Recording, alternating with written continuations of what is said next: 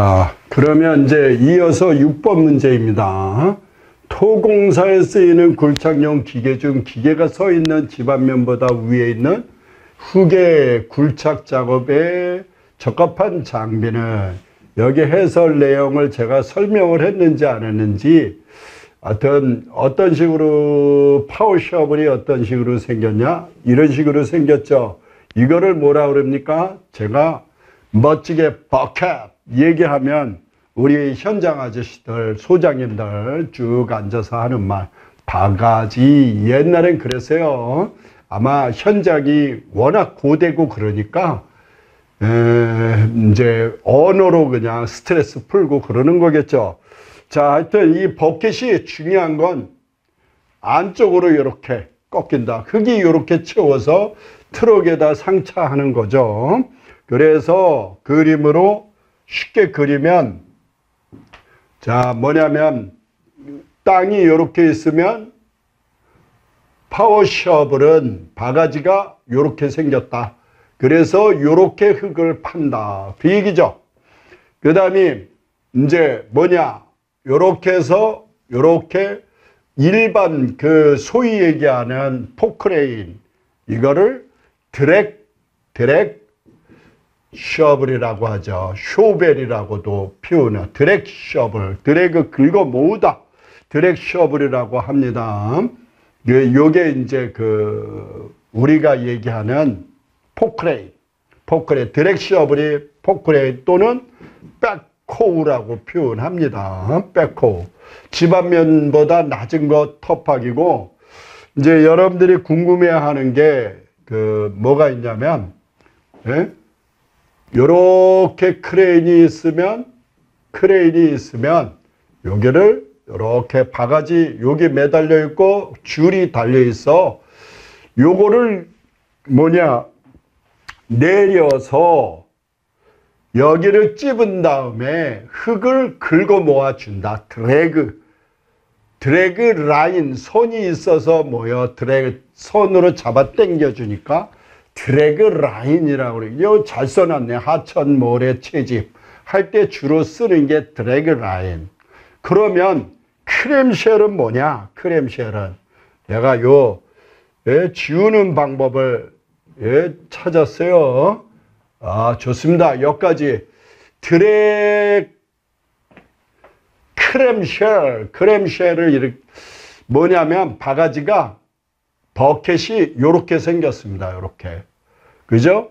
요렇게 해서 뭐냐, 수직 터파기. 수직으로 쓱 들어가서 흙을 찝어서 수직으로 올려준다. 그래서 좁은 곳에 수직 터파기에 사용한다 해서 다 설명했습니다. 집안면보다 위에 있는 흙의 굴착. 그럼 답은 1번 파워 셔블입니다. 자, 그러면 이제 7번에서 용접 결함인데, 다음 중 용접 결함에 관한 설명으로 옳지 않는 것은 해서, 용접 결함인데 일단 용접에 대해서 잠깐 설명을 해 드려야 되겠습니다. 그러니까 용접의 종류는 상당히 많은데, 그 중에 아크 용접해서 이거를 일명 전기 용접이라고 표현합니다. 전기 용접이라고 표현하는데, 뭐냐면 여기 철판이 이렇게 있습니다. 요거를 우리 철판, 그런데 여기서는 뭐라고 표현하냐면 모재라고 표현합니다. 모재라고 표현하고, 그리고 여기에는 뭐가 있냐, 용접봉이라는 게 있습니다. 용접봉이라고 그러는데, 안에는 심선이라고 그러고, 심선. 그러니까 모재의 재질하고 동일합니다. 모재의 재질하고 동일하고, 그리고 산화를, 그러니까 뜨거웠다가 식는 과정에서 공기랑 접촉하면 녹이 나는데, 그걸 방지하기 위해서 여기다가 피복제를, 그러니까 뭐냐, 피복제를 덮어 씌웁니다. 그래서 은빛 색깔 나는 게 그게 용접봉이 됩니다. 그러니까 용접봉 안에는 심선이 있고 겉에 피복제로 덮여 있다.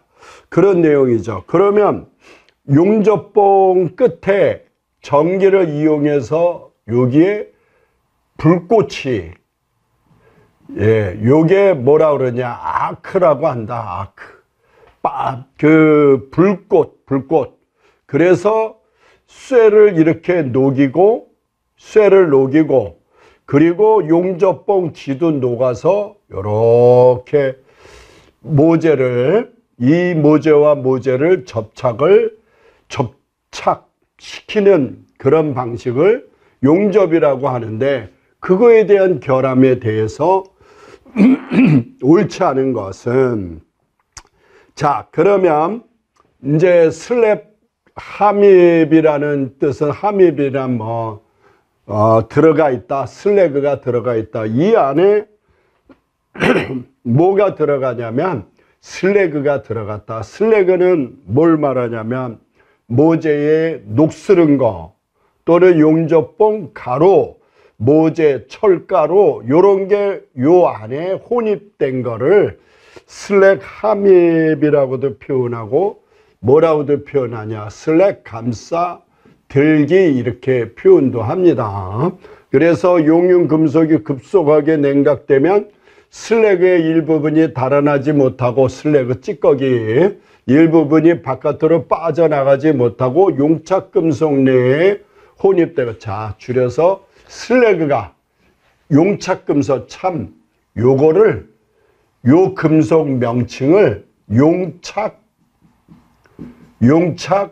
금속이라고 표현합니다. 쇳물, 녹은 거. 모재가 녹고 용접봉이 녹아서 섞여져 있는 게 용착 금속이라고 표현합니다. 물론 이거를 용접 금속이라고 표현도 해요. 자, 그래서 슬래그 함입은 슬래그가 용착 금속 내에 혼입된 거, 나중에 실기시험에도 나오니까 확실히 외워두도록 하세요. 그 다음 오버랩은 용접 금속과 모재가 융화되지 않고 겹쳐지는 거. 자, 줄여서 겹쳐지는 거. 요게 보면 모재와 용착 금속이 일체가 안 된 거죠. 그러니까 여기에 꼬다리 요렇게 융합되지 않고 겹쳐지는 걸 오버랩이라고 한다. 그런 내용이 됩니다. 그 다음 또 뭐가 있나? 두 가지, 블로우홀, 크레이터. 이제 블로우홀은 간단하죠. 여기에 기포가 발생했어요. 이거를 블로우홀이라고 합니다. 그러니까 기포, 공기구멍이 용접하다 보면 속안이 뻥뻥뻥뻥 뚫릴 수가 있다. 그거를 블로우홀이라고 표현하고요. 그 다음에 크레이터는 뭐냐면 주로 이게 용접봉을 잠깐만요. 우리 열심히 찍고 있는데 다 찍고 나니까 녹음이 안 된 경우가 있어서 용접봉으로 이렇게 비드를 하면서 용접해서 끝부분에 탁 띄면 여기에 홈이 이렇게 파인다. 그 얘기죠. 그러면 블로우홀은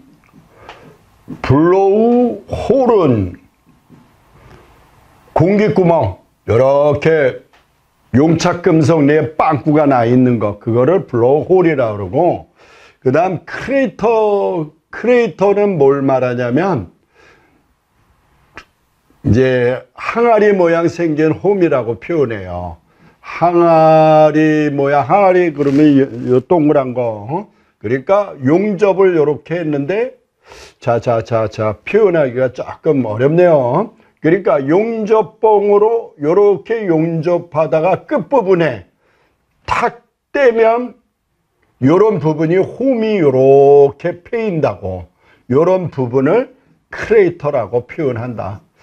그래서 금방 얘기대로 항아리 모양의 홈, 이렇게 요렇게 속안으로, 우리 크레이터라고 표현하잖아요. 달 표면에 홈이 이렇게 진 거, 그런 것을 크레이터라고 표현합니다. 자, 그래서 보면 3번의 블로우홀은 용융금속, 용착금속이 응고될 때, 굳어질 때 방출되어야 할 가스가 잔류하는 것. 가스가 나가야 되는 가스가 잔류해서 굳어진 그 상태를 블로우홀이라고 그러고, 크레이터는 용접 전류가 과소가 아니라 과대하여 발생한다. 답은 4번이 되겠습니다.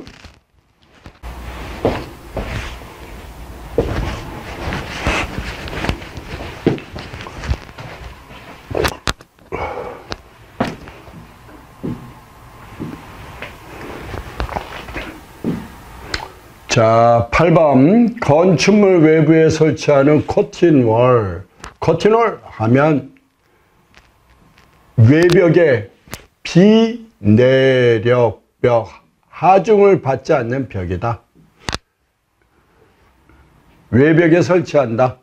관한 설명으로 옳지 않은 것. 커튼월이란 외벽을 구성하는 비내력벽 구조이다. 맞죠? 아주 잘 써놨네요. 커튼월 조립은 대부분 외부에 대형 발판이 필요하므로 비계 공사가 필수적은 아니다. 답은 2번이 되네요.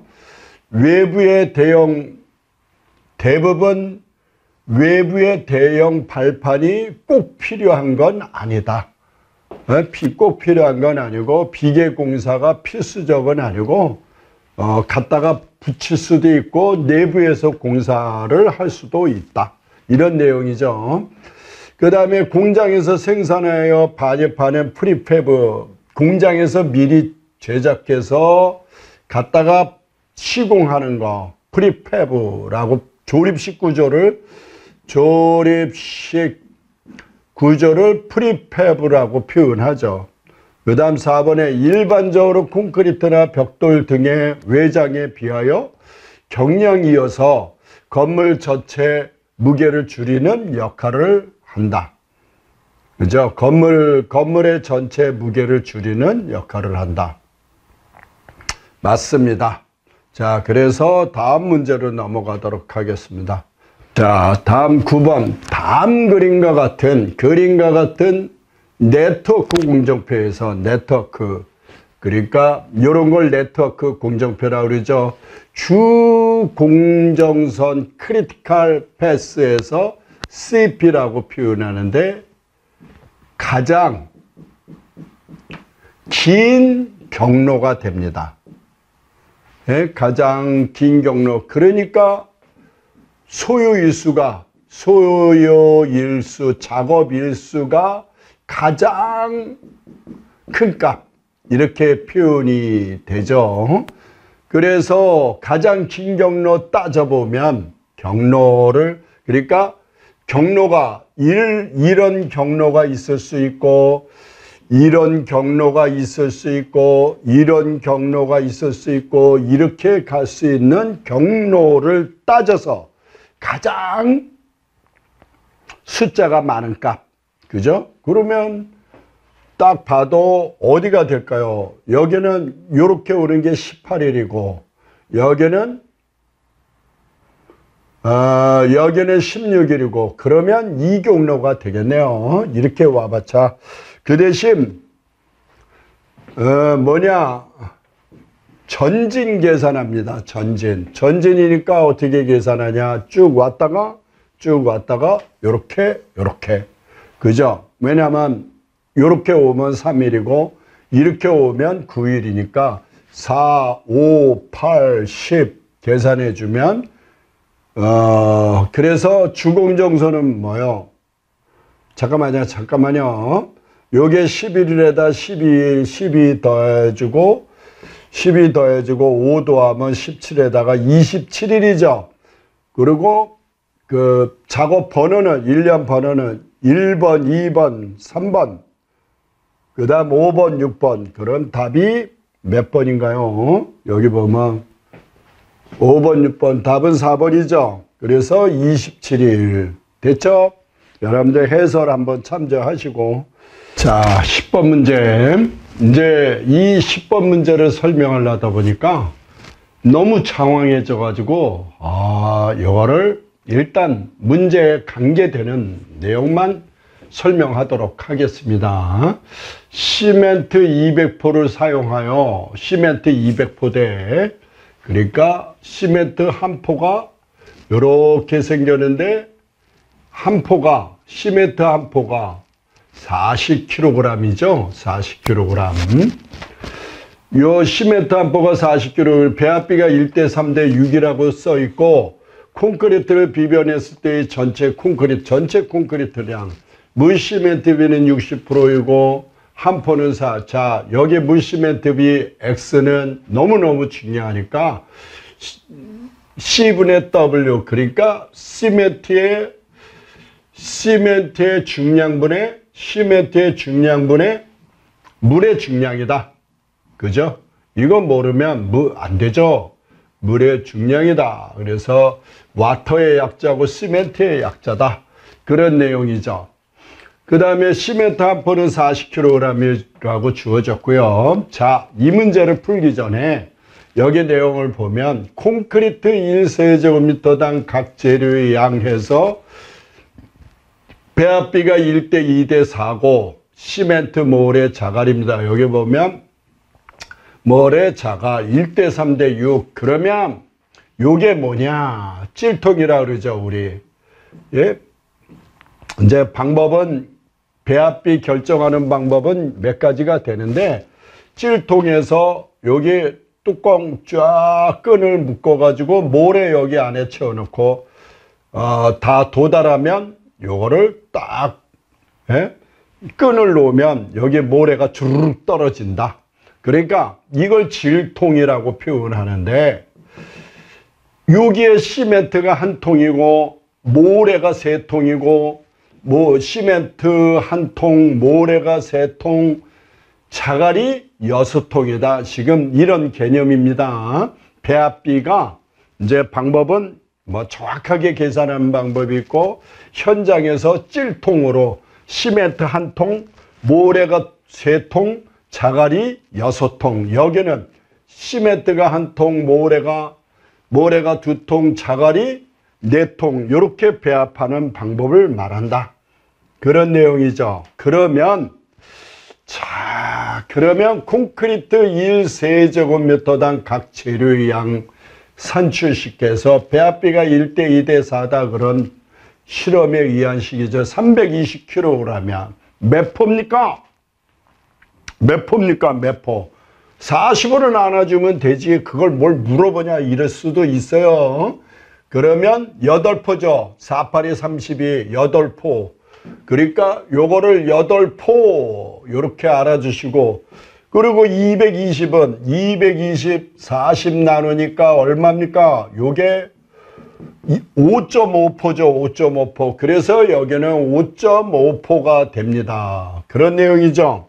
5.5포에서 저거를 암기를 해 두시고, 그리고 모래양은 0.45 세제곱미터 0.4, 여기다가 곱하기 얼마를 하냐면 4는 이거의 2배죠. 그러니까 곱하기 하면 0.9가 나오고, 0.47에다 곱하기 요게 또 2배죠. 곱하기 2를 하면 27이 0.94가 나온다. 이런 비밀이 있습니다. 그렇죠. 그래서 요 표를 다 암기를 하세요. 다 암기를 해 놓으시고, 그러면 이제 문제를 풀어보면, 시멘트가 200포라고 그랬으니까 200포 곱하기 40kg 하면 40kg 하면 8,000kg이 되는 거죠. 되겠어요? 배합비가 1대 3대 6, 콘크리트를 비벼냈을 때 전체 콘크리트량을 계산해 주는 거니까, 자, 이거 한번 보세요. 220kg은 몇 세제곱미터입니까?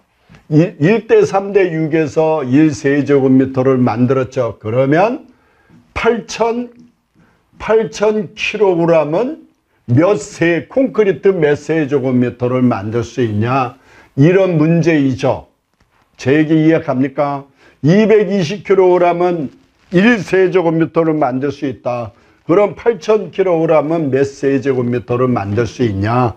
그런 문제라 그 얘기죠. 그래서 8,000kg 나누기 220 하니까 33.36이 나오더라. 그 얘기입니다. 그래서 여기 200%에다 얼마를 곱합니까? 40을 곱해서 8,000 계산한 다음에 나누기 1대 3대 6은 220으로 나눠준다. 끝. 자, 다음 문제로 넘어가겠습니다.